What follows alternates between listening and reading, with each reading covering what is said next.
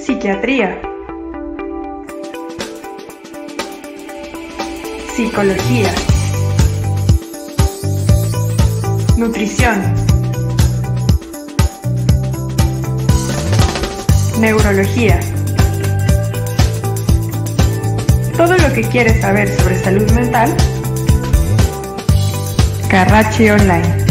Conectamos con tus emociones.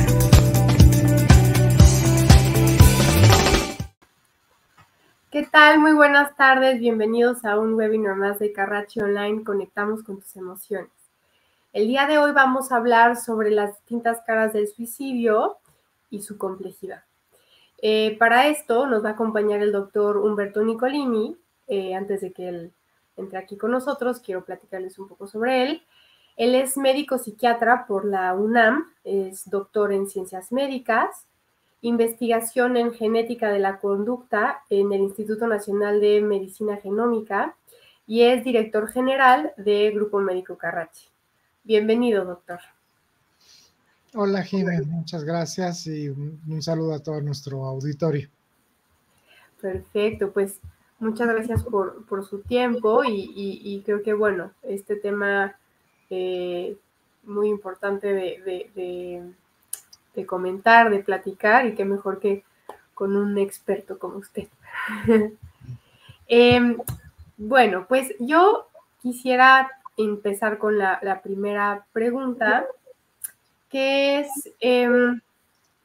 ¿cómo debemos entender al suicidio? O sea, pensando como si es necesario que lo miremos desde distintos enfoques para poder comprenderlo y prevenirlo, pensando en que existe por varios factores que lo pueden provocar. Entonces, ¿desde dónde tenemos que mirar o entender al suicidio? Bueno, mira, yo creo que es un tema muy, muy importante porque el suicidio es todo un abanico de conductas, ¿no? Y que tenemos que tenerlas muy presentes a todas ellas. Todas estas conductas, bueno, la finalidad es que la persona desea quitarse la vida o atentar contra su propia vida. Y pueden ir desde la sola ideación, es decir, la planeación, el pensar, el tener ideas acerca de ya no querer vivir, de querer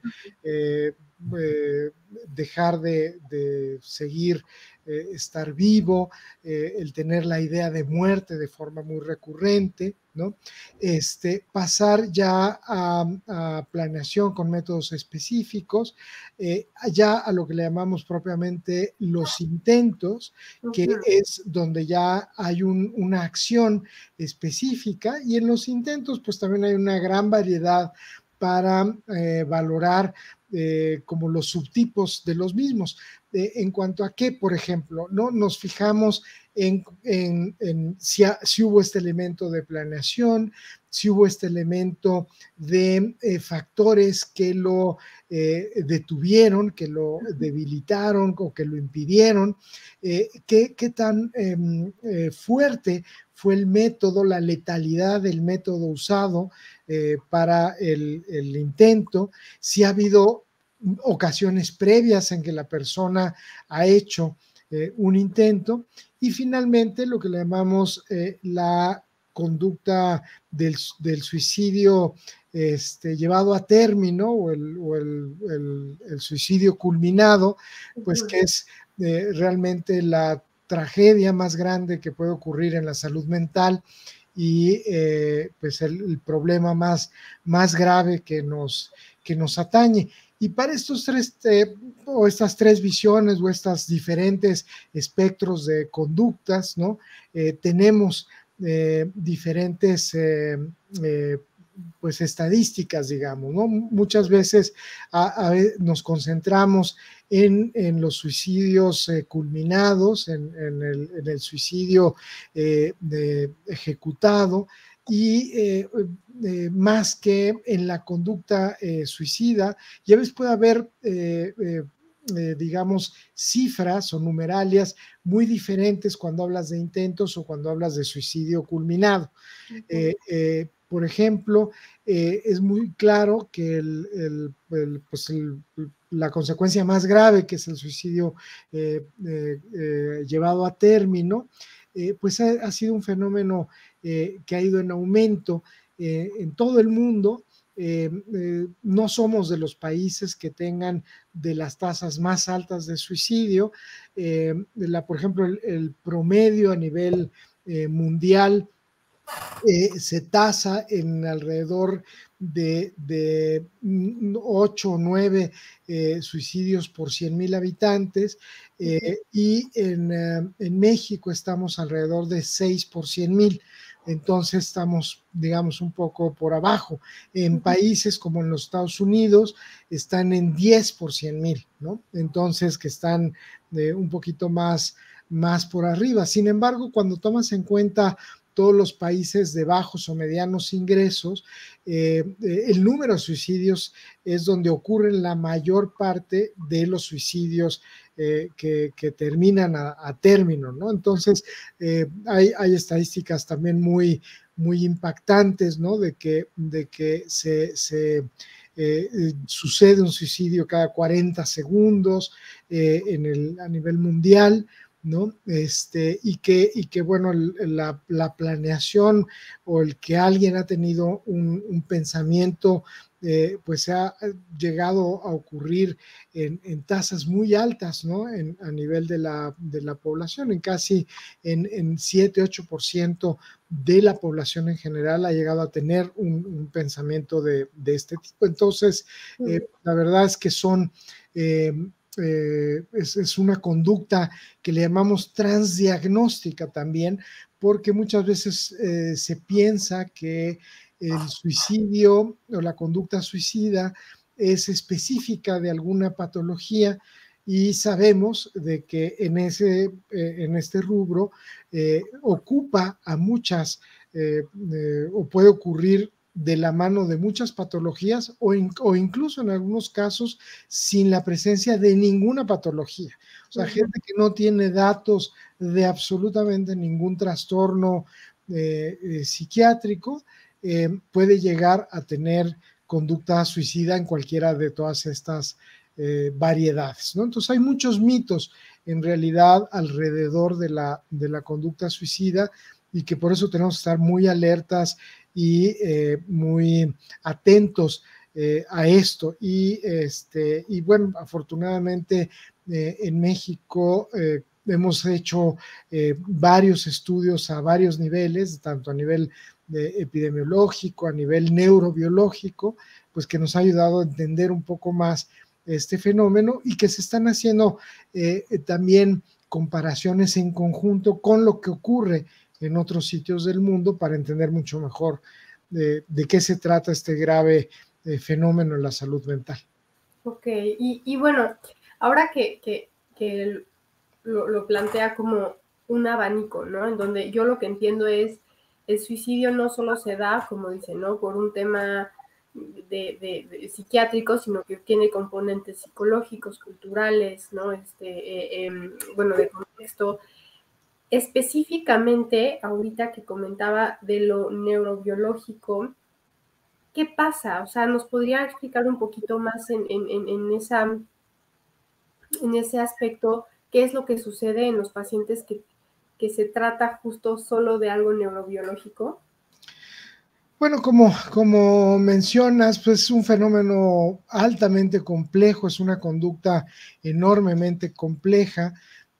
Incluso si lo ves, claro, aquí desde un punto de vista meramente académico, es de las pocas conductas en las cuales tenemos con mayor disponibilidad el órgano blanco de donde ocurre pues el pensamiento, donde ocurre pues todos los circuitos de la emoción, que es el cerebro. Entonces muchas veces en el suicidio consumado pues podemos lograr tener acceso al estudiar los cerebros de las personas que fallecieron por esta razón. Y en México eso es lo que hemos venido haciendo desde hace varios años, junto con el Instituto de Ciencias Forenses, de la Ciudad de México. Más o menos en la Ciudad de México ocurren cerca de 450 suicidios, aunque lamentablemente con la pandemia esto aumentó, ¿no? Como te decía, eran de 6 por 100,000 y el último reporte que tuvimos del INEGI subió a 8 por 100,000 la tasa, o sea, subieron de una forma importante los suicidios, pero claro, hubo el factor también de tan importante y adverso hacia la salud mental que fue el de la pandemia. Uno de los datos muy, muy importantes que hemos tenido, y tal vez aquí iniciaría con los aspectos meramente descriptivos, ¿no? De las personas que fallecieron por suicidio comparado por personas que murieron de forma repentina, ¿no? Que se estudiaron los cerebros, es que cerca del 60% hasta casi el 70% de las personas que murieron por suicidio tenían en el cerebro, en el momento del suicidio, rastros de sustancias psicoactivas, ya sea alcohol o algún tipo de droga, en comparación de personas que murieron de forma súbita, ¿no? Entonces, aquí hay un primer fenómeno muy claramente asociado. O sea, el uso de sustancias adictivas es un factor no solo de riesgo epidemiológico, sino un riesgo tangible que lo puedes medir en el momento de la autopsia. Otro dato muy, muy interesante fue que, bueno, el 80% de los suicidios es en varones comparado con mujeres, es mucho más alto la prevalencia en el sexo masculino. Y esto lo ves también un poco porque pues finalmente es una muerte violenta, ¿no? Y no quiere decir que no exista en la mujer, pero es mucho más en el varón. Comparado, por ejemplo, con los Estados Unidos, la gran mayoría, bueno, hay una tasa mucho más importante de uso de arma de fuego. En México, creo que la política de falta de acceso a las armas de fuego hace que este no sea un método tan importante de causa de suicidio. La causa más frecuente era por ahorcamiento, ¿no? Muchas veces el arma homicida o suicida era un cinturón, una cuerda, una pañoleta, una bolsa, ¿no? O sea, era el ahogamiento. El sitio donde existía el suicidio, aquí es también una cosa muy interesante, es el hogar por el sitio más frecuente, ¿no? Okay. Seguido de otro lugar, que esto fue muy interesante a nivel de lugares públicos, que es el sistema de transporte colectivo metro, ¿no? Cuando vamos en la Ciudad de México, ¿no? Sí. Y que estamos trabajando justamente en un reporte al respecto. También hicimos un análisis a nivel de delegaciones, de cuáles eran las delegaciones que tenían una mayor tasa. Por ejemplo, en delegación se concentran mayor cantidad de servicios hospitalarios, ¿no? Como es en Tlalpan, ¿no? Donde están muchos de los institutos de salud, que hay una gran cantidad de hospitales, o delegaciones donde hay una alta tasa de áreas verdes, o digamos que factores pudieran influir para atenuar o propiciar la conducta. Y curiosamente, donde vimos que existía este puente tanto de aumento de conducta suicida como también de violencia, ¿no? Era donde más se favorecían ambas conductas. Y curiosamente la delegación que salió con la mayor tasa fue la Cuauhtémoc, que es donde hay una alta tasa de delitos reportados y también de suicidios, y también es donde existe la mayor concentración de sitios de venta de alcohol y adicciones, ¿no?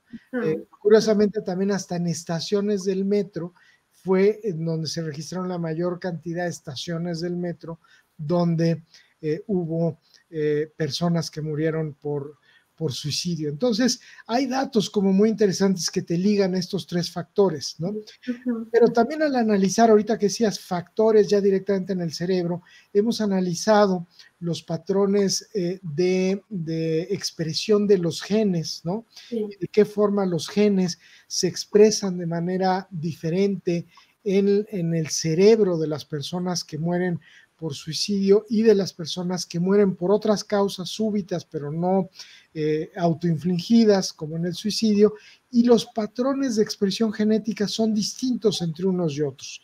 Y encontramos patrones diferentes de expresión en que nos hablan de rutas distintas a nivel neurobiológica que señalan algunos circuitos de neurotransmisión, muchos que tienen que ver con la ruta del estrés, de las hormonas que tienen que ver con el procesamiento del cortisol, pero muchos otros neurotransmisores, el glutamato, el GABA, la dopamina, la serotonina, que han sido de las vías que tradicionalmente pues, usamos hasta para los medicamentos, algunas nuevas también de transportadores de membrana, de segundos mensajeros, o sea, hay una gran cantidad de variantes, digamos, a nivel neurobiológico, que podríamos hablar que hay, biológicamente hablando, una gran cantidad de subtipos biológicos de enfermedades que te conducen al suicidio y no una sola, ¿no? Sí, Sí. sí. Y en las autopsias también psiquiátricas, psicológicas, casi la mitad pudimos detectar que había el antecedente de un diagnóstico psiquiátrico en las personas con conducta suicida, ¿no? Entonces, si bien no es un requisito, pero sí sigue siendo una tasa muy elevada, ¿no? Una de las fantasías también muy curiosas que hay es la nota, ¿no? La nota suicida, que hoy día, por cierto, en los pacientes que lo dejaron, que era menos del 15%, en donde se encontró la nota suicida, la gran mayoría hoy día lo hacen en redes sociales, en Facebook, ¿no? Es donde dejan muchas veces la nota o en otras redes, ¿no? Pero no es algo tan común, digamos, como uno pensaría que tradicionalmente ha sido de las cosas que se ha encontrado. Y solo el 30%, el 30-40% más o menos, casi el 40%, habían tenido intentos suicidas previos. Esto quiere decir que el 60% fue la primera vez que lo hacían y terminó en muerte, ¿no? Entonces, no es una situación que como ya lo ha intentado que tener más cuidado o porque digamos amenaza con hacerlo, quiere decir que no lo va a hacer, ¿no? El 60% de las personas era la primera vez que lo hicieron y lo consiguieron, ¿no? Okay. Son datos muy importantes. Y justo me parece como muy importante que pueda exponernos como todos estos factores, porque creo que alrededor del suicidio está esta como narrativa de que el que se suicida es porque quería atención, porque estaba como enfermo, ¿no? Nada más de una cierta, o sea, como que solo tenía un tipo de trastorno, ¿no? Y entonces esto abre la posibilidad de que como tener esta antena, ¿no? Como estar mucho más atentos a que esto puede pasar a cualquiera, ¿no? O sea, pensando en a lo mejor yo no tenía ningún padecimiento y de pronto algo se activó en mí, ¿no? O de pronto hubo un estímulo del exterior que me generó esto. Y entonces, como que quiero vincular esto a una pregunta que nos hacen. Es un familiar mío, duró unos 30 años, bueno, tenía 30, no, un familiar mío por 30 años nos decía que se iba a suicidar. Nos fuimos acostumbrando todos, porque ya era muy frecuente. Y lo decía unas 2 o 3 veces al año. Hace un año de repente apareció colgado en el patio y no había habido ni pleito, ni enojo, ni nada. Después encontramos cartas que hizo previamente y las dejó a sus hijos y esposo. Entonces, como que lo que quiero como relacionar es que justo es lo que dice, ¿no? O sea, finalmente puede no haber habido ese estímulo de enojo y sucedió. O sea, no es solamente porque el paciente está enojado. Pues de hecho, esto ha sido un rompecabezas de que hoy día se le están metiendo muchos instrumentos, incluso de inteligencia artificial, para tratar de buscar este algoritmo que nos permita tener factores de predicción de la conducta suicida, ¿no? Y poder identificar a tiempo a las personas de que lo pueden hacer. Y sí, no cualquiera lo hace, pero uno es, si tú tienes antecedentes, hablamos de la parte genética, si alguien en tu familia, sea familia de primero, segundo, tercer grado, ha tenido una muerte por suicidio, ¿no? Y en segundo lugar, intentos suicidas, este es un factor que en sí mismo ya es como parte, digamos, de estos puntos que vas anotando en el algoritmo, ¿no? Uh-huh. Si quisieras construirlo así. Uh-huh. 2, es el uso de sustancias. 3, hay edades también, el género masculino, ¿sí?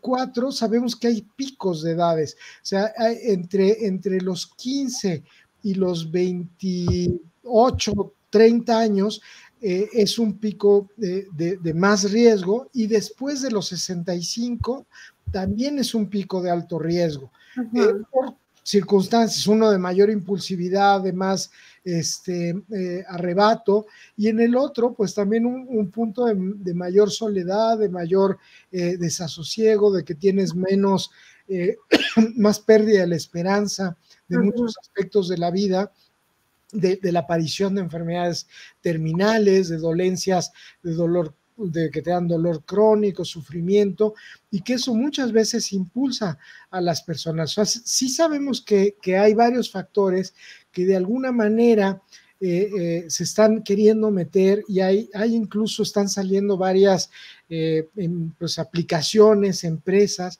que tratan de ser predictoras, ¿no? Del uso, en la búsqueda en redes sociales. Google, Facebook han tratado de hacer algunos intentos de gente que hace búsquedas de métodos suicida, de la palabra muerte, de chicos que buscan el juego de la ballena, en fin, varios tipos de sitios, ¿no? Que propician o que te dan ideas, ¿no? ¿Cómo manejas esto en los medios de comunicación?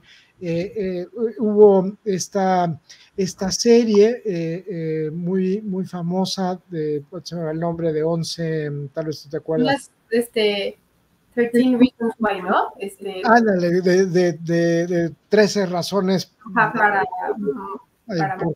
para morir, una cosa, ¿no? Y que esta serie, pues una de las cosas que intentaba era pues difundir educación para la atención oportuna del suicidio en adolescentes.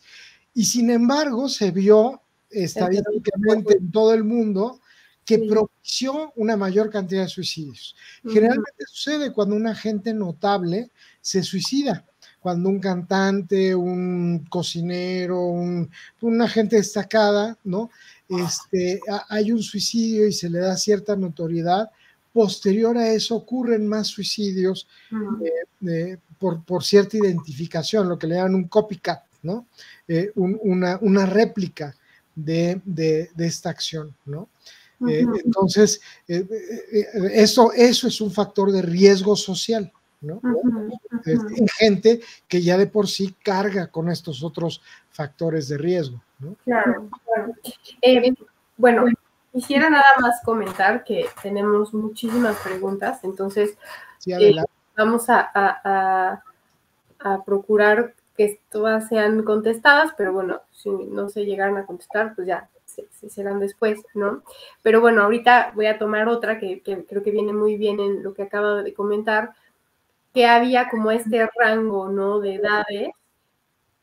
Y aquí una persona nos comenta que en Quintana Roo están empezando a ver reportes de que ahora hay niños entre 12 y 14 años que empiezan como como a intentar o ya a cometer, ¿no? el suicidio.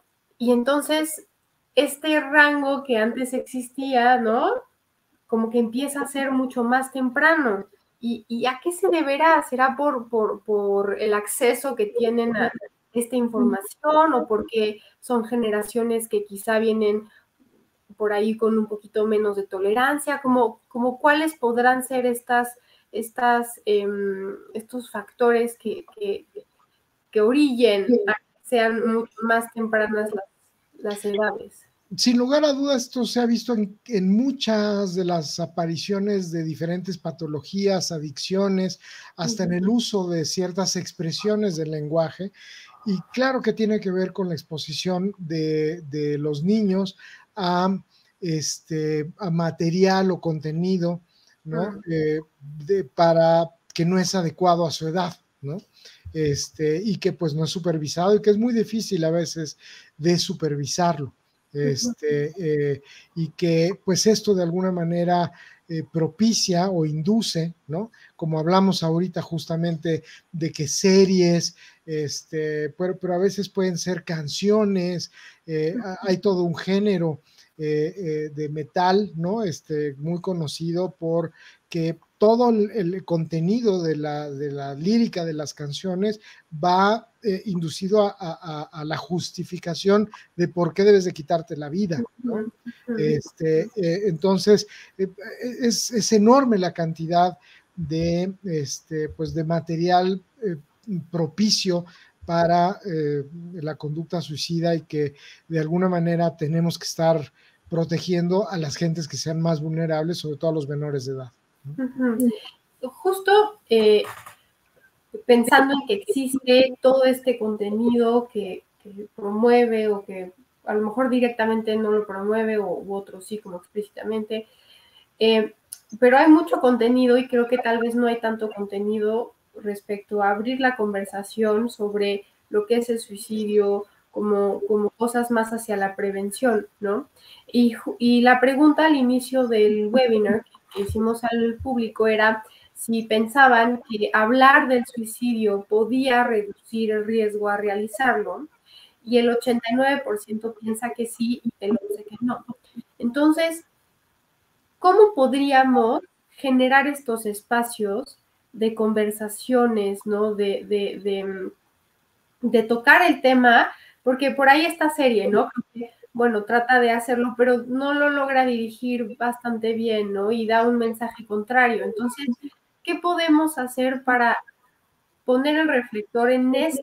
Porque es como una pandemia, ¿no? Finalmente no se le conoce así, pero es algo que está como muy fuerte, ¿no? Está ocurriendo mucho y cada vez es mucho más temprano. Entonces, ¿de qué manera podemos poner el reflector en este tema desde un lugar como de concientización y prevención?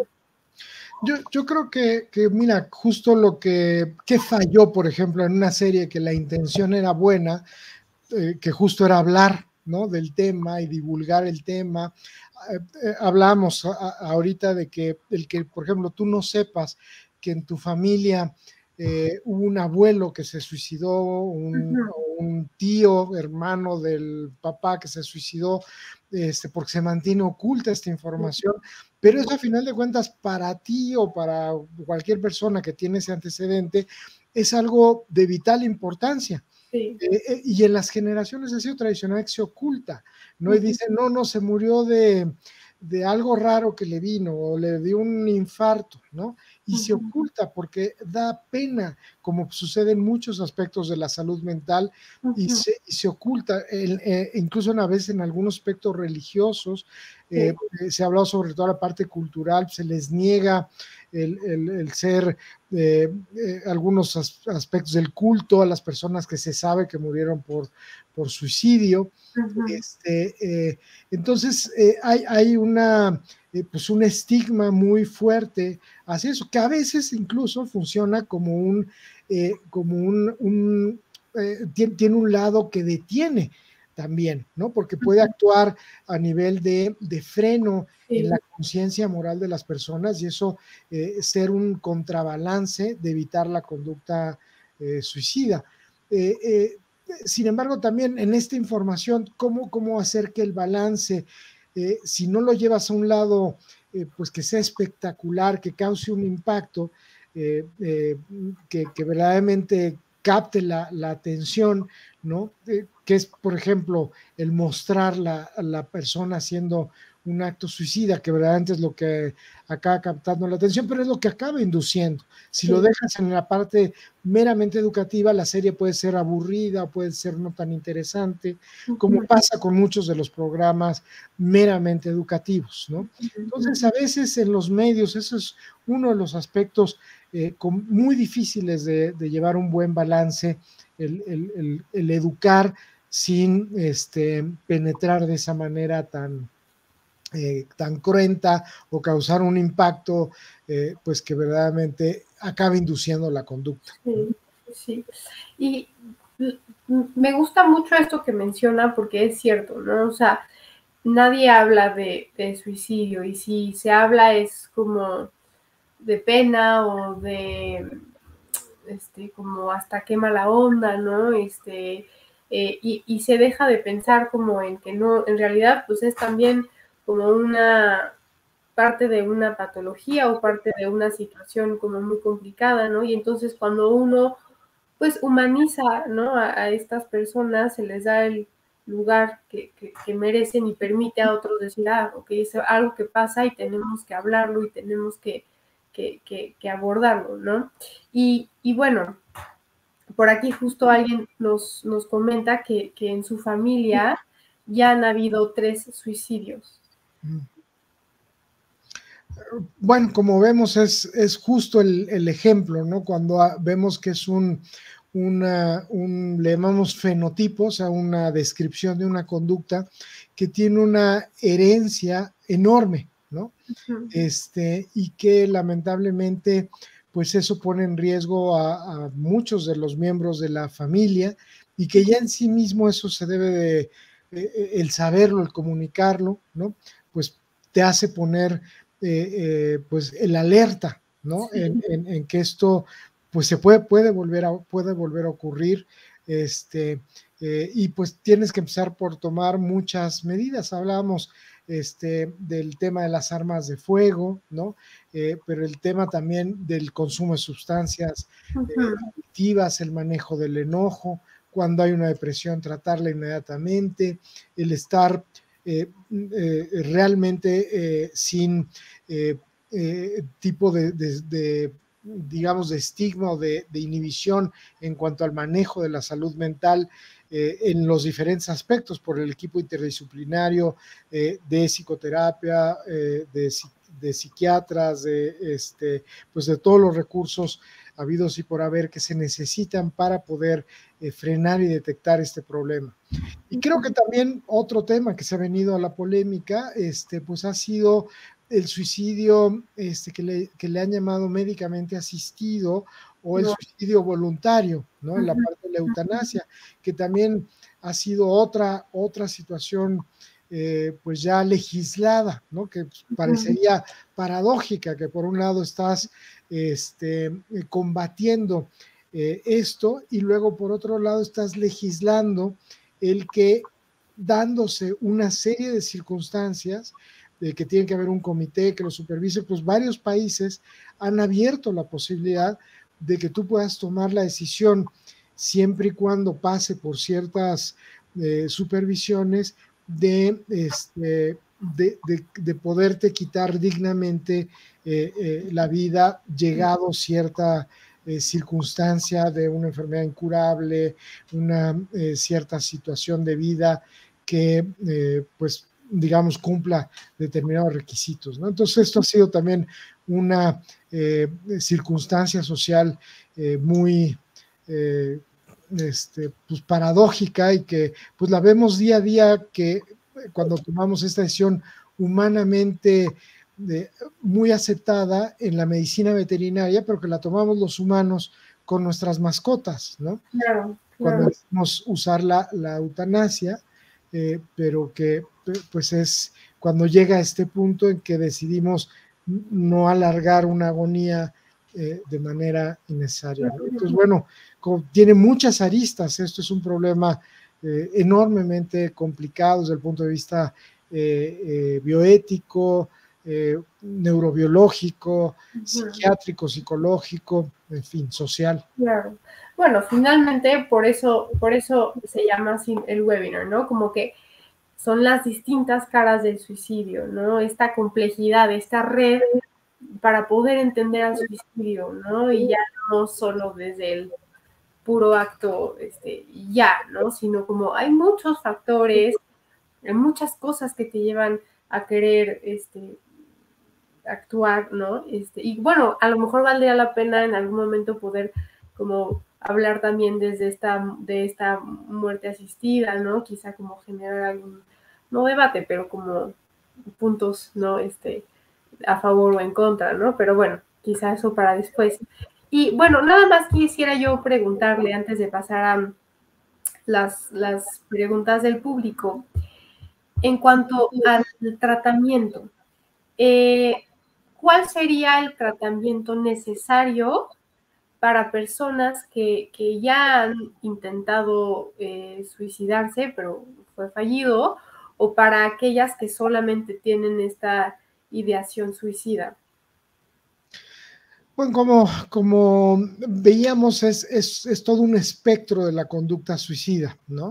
Desde el pensamiento, la ideación, el intento y el suicidio consumado. Y no necesariamente, a veces como que todos los programas se basan en prevenir el reintento de la conducta suicida, pero los programas deben estar basados en también prevenir la conducta del suicidio consumado. Y para esto son el desarrollo cada vez más amplio de estos algoritmos de inteligencia artificial, de estos trabajos integrativo, de ver cuáles son los factores de riesgo, de detección temprana de los factores de riesgo, identificar a los posibles personas que cumplan con varios de estos factores de riesgo para que tengan una atención oportuna en salud mental. Cuando alguien empieza a tener esto, también el que uno se comunique, entre en contacto con alguien que lo pueda atender es fundamental. Y esta atención tiene que ser pronta, tiene que ser pues rápida y tiene que haber una continuidad. O sea, si te ven y luego te dicen, ay, la siguiente vez que nos vemos es en 6 meses, sí, es absurdo. O sea, tienes que tener una continuidad y tienes que tener una continuidad por un equipo interdisciplinario. Cuando llega a ser muy importante, a veces se requiere de internamiento, ¿no? Precisamente porque es algo que puede llegar a ocupar todo tu pensamiento y tu voluntad, y puede haber un enorme riesgo, y muchas veces la mejor prevención es vía la acción intrahospitalaria, ¿no? A veces se toma la acción intrahospitalaria posterior a que haya un intento de letalidad importante, ¿no? Y no, lo ideal sería haber visto cuando estaban estos factores apuntando a que estaba como en una crisis, y ahí era cuando habría que haber hecho la acción hospitalaria y no tomar como esa apuesta, ¿no? De a ver qué pasaba, porque muchas veces esa apuesta pues sale perdiendo la persona, porque sí efectivamente lo logra, ¿no? Entonces, por eso es que hay que iniciar el tratamiento, hablar de esto, y pues no temer hablar justamente de este problema, tratarse, acudir al equipo de la salud mental. Y les digo, el problema de la conducta suicida en sí misma es un diagnóstico, ¿no? Es un diagnóstico transdiagnóstico que puede existir en adicciones, en los trastornos afectivos, en los problemas de psicosis, en los problemas de depresión, en a veces problemas de circunstancias adversas de la vida, traumáticos, ¿no? Entonces, es muy importante atacarlo en cualquiera de estas diferentes versiones, ¿no? Y bueno, la última, nada más. hablando de este tratamiento, si una persona tuvo intento o tiene ideación, ¿no? Y está con tratamiento, ya lleva bastante tiempo, después del tratamiento, o sea, ¿es un tratamiento prolongado, constante de toda la vida o finaliza y entonces la persona ya puede estar fuera de riesgo? O sea, ¿cómo funcionaría? Bueno, cuando las personas te refieren que tienen una enorme ideación, un enorme impulso hacia las ideas de muerte, hay varios medicamentos, hay varias intervenciones agudas que se sabe que son eficaces y que pueden disminuir esa enorme, pues digamos, situación, ¿no? Hay varios medicamentos que han tenido como estudios clínicos a favor. Uno de ellos es uno que estamos batallando mucho para tener, que es el litio, que tiene este efecto. Otro es la clozapina, el modafinilo, hay varios antidepresivos, uno que vamos a tener en México, que es la esquetamina, la estimulación magnética transcraneal, tradicionalmente se usaba tan mucho la terapia electroconvulsiva. Hoy día es complejo su uso, pero en algunos casos, cuando llega a ser un peligro inminente, se llega a utilizar si estos recursos que he mencionado son difíciles de manejar, ¿no? Okay. Y la hospitalización, desde luego, ¿no? Ok, perfecto. Bueno, pues, ¿qué le parece si pasamos a las preguntas del público? Claro. Creo que hay muchísimas. Mirna Cortés, ¿el suicidio se puede dar por imitación o por retos? Sí, desde luego ha habido muchos ejemplos en relación a esto, ¿no? Los retos, pues les digo, probablemente el más famoso en la adolescencia es la ballena azul, el de imitación, ha habido incluso estos líderes que forman sectas y que luego el término de la secta ha sido el llevar al suicidio colectivo a muchas personas. Sí, esto se ha dado lamentablemente en varias ocasiones y sí, es frecuente esto. Ahora, quienes ingresan a estas sectas o quienes caen mucho en esto, pues también les digo ahí la selección de las personas, que a veces no necesariamente todo el mundo, pero sí hay una mayor cantidad de personas que son congregadas porque pues van teniendo alguno de estos asuntos de vulnerabilidad y son los que más son detectados. Propensos, ¿no? Así es. Ok. La siguiente, Saidi, ¿qué tanto puede afectar el uso de medicamentos como la fluoxetina y medicamentos para dormir que se le receta a chicos de 16 años que tienen problemas de depresión y han atentado contra su vida? Esta es una pregunta muy interesante porque en muchos de los tratamientos antidepresivos, uno de los efectos graves, por eso es que tienen que estar bajo supervisión médica y monitoreados muy estrechamente las primeras 2 semanas, es que al inicio este primer efecto que da sobre el ánimo el antidepresivo, a veces como que si esta primera energía emocional que diera el antidepresivo se va directamente para la ideación suicida. Y a veces muchos antidepresivos se ha visto que en el inicio del tratamiento antidepresivo aumenta todavía más la ideación suicida, a pesar de que después disminuye la depresión y baja. Entonces, generalmente el dar el tratamiento antidepresivo como único para el tratamiento de la conducta suicida, hay que valorarlo con cuidado, hay que tenerlo muy supervisado, precisamente por esto. Y lo van a ver que en muchos de las indicaciones que tienen los antidepresivos, viene ahí como una, que les llaman labels, como una de las, pues, pues de las leyendas, digamos, que hay que estar al pendiente, que es todos estos medicamentos pueden inducir mayor cantidad de ideas suicidas al darlos en un inicio, si no está con otros medicamentos que atenúen, digamos, toda la conducta suicida, ¿no? Okay. Brenda Rincón, ¿qué pasa si una persona consume mucha risperidona?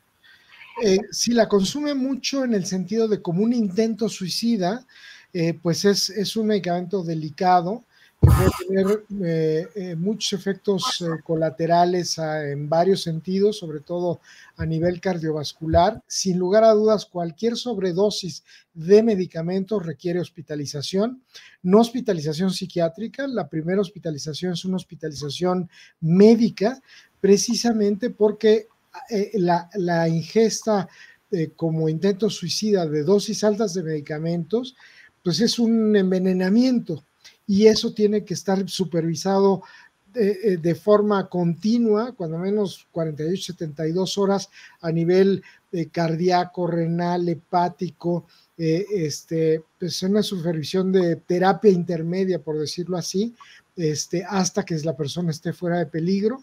Y luego ya pasar a la parte del internamiento psiquiátrico, ¿no? Pero todo intento suicida donde hay un consumo excesivo de medicamentos requiere una hospitalización médica. Okay. Angie Aldana, interesante. ¿Han estudiado los suicidios virtuales, aquellos que dan a conocer lo que harán o dejan grabado el acto? Sí, como les decía, en el estudio que hicimos del suicidio en la Ciudad de México, más o menos el 15% dejó una nota póstuma y la dejaban en redes sociales, ¿no? Y más bien aquí no fue lo que iban a hacer, sino lo que hicieron, ¿no? O sea, gente que ya había muerto por suicidio y que se encontró el antecedente de la nota póstuma en redes sociales. Y generalmente no es tanto de indicar el modo de, o sea, de lo que van a hacer o cómo lo van a hacer, sino casi siempre los mensajes van en relación a pues una serie de consignas hacia gente relevante desde el punto de vista afectiva, ¿no?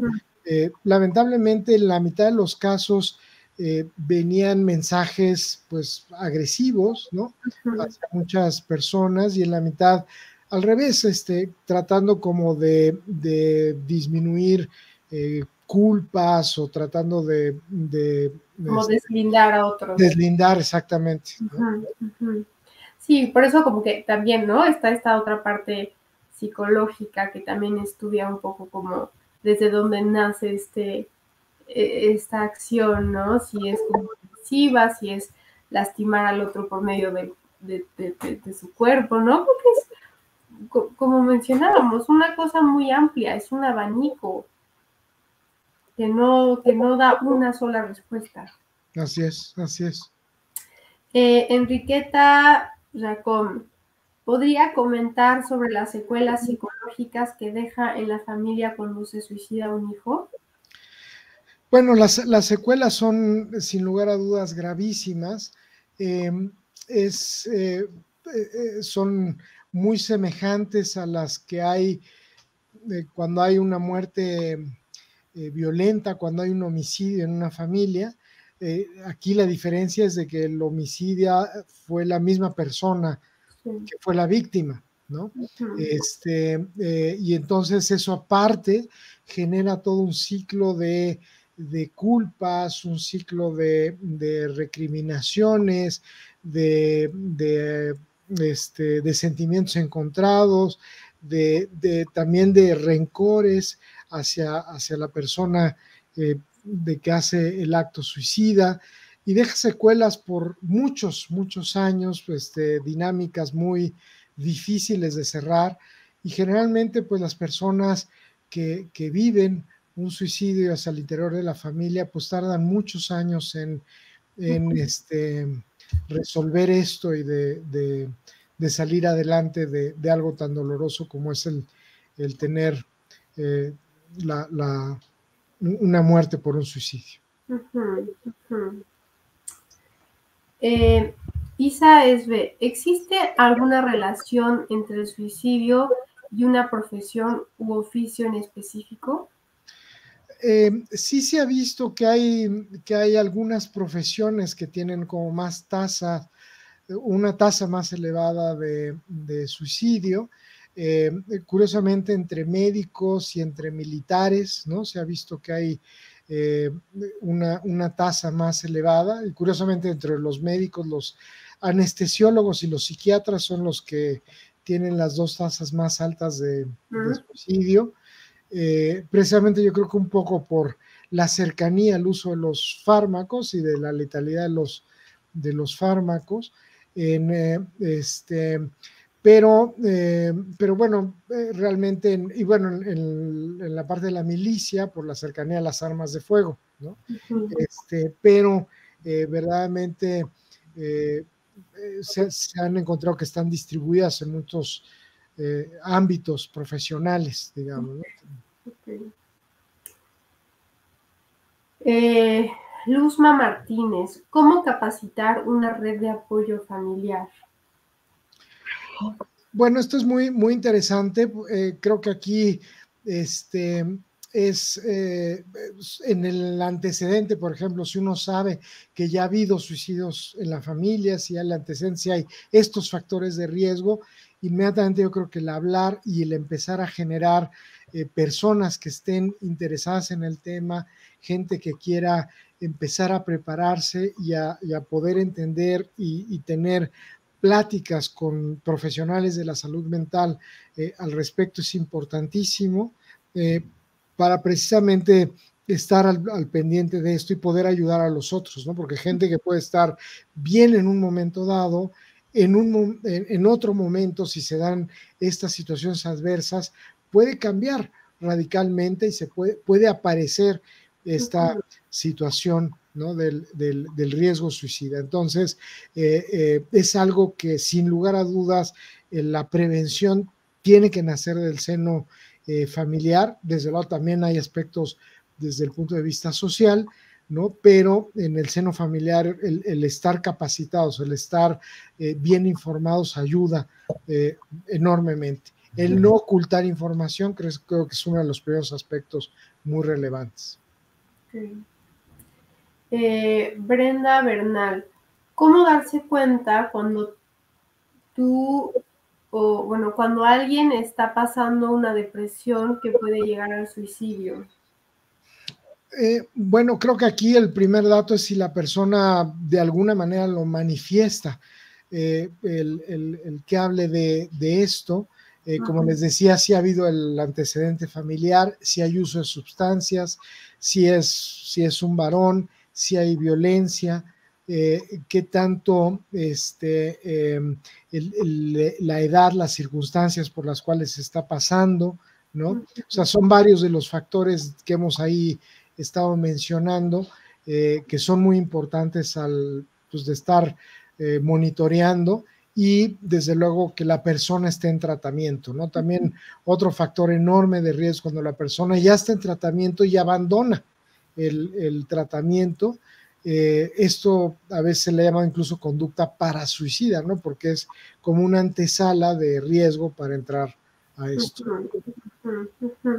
Y también como que pensaba en, yo creo que como familiar o como que estás dentro del círculo social de esta persona que está presentando depresión, un poco es de pronto hacer frente o aceptar la posibilidad de que haya un riesgo de suicidio puede ser difícil y a veces tendemos a negarlo, ¿no? Como, no, no creo que sea capaz, porque es fuerte, ¿no? Y entonces tal vez también eso podría funcionar en cómo o sea, cómo prepararte, ¿no? O cómo detectar si alguien podría cometer suicidio es afrontar la posibilidad bueno, afrontar que existe la posibilidad de que cometa el suicidio, ¿no? De que no está exento a no cometerlo. Claro. Y por otro lado, hay muchas veces que entras en un diálogo que pareciera que hay cierta racionalidad, ¿no? Ujú, Hablábamos de todo esto de los países donde hay la legislación hacia el suicidio y entras en todas esas discusiones donde mucha gente claramente está bajo muchas de las circunstancias como más del lado de la patología, pero te lo puede argumentar de una forma muy racional, diciéndote, les voy a quitar problemas, ya van a estar mejor sin mí, ya arreglé todo, y cuando en realidad lo que hay atrás es que está pasando por una depresión, está teniendo una serie. Entonces, justo en los países que está legislado, lo primero que tienes que hacer es que hayas pasado por toda una serie de tratamientos para excluir que no estés en un proceso de psicopatología que te esté orillando a tener los pensamientos suicidas, ¿no? Claro. Bueno, y ya vamos a pasar a la última. Quedaron muchísimas preguntas. Nunca nos es suficiente una hora, entonces tenemos que hacer parte 2. Bueno, Celia Collazo, es un número importante de suicidas. El que los adolescentes no puedan decir a sus padres de sus preferencias sexuales es o el no ser aceptados. Bueno, yo... Desde luego, sí, el que alguien no lo acepten en su preferencia sexual en el seno de la familia, ¿no? Pues puede ser una causa muy, muy importante. Claro. Y habla un poco de esto, ¿no? Del no hablar, la importancia al diálogo, el rechazo social, ¿no?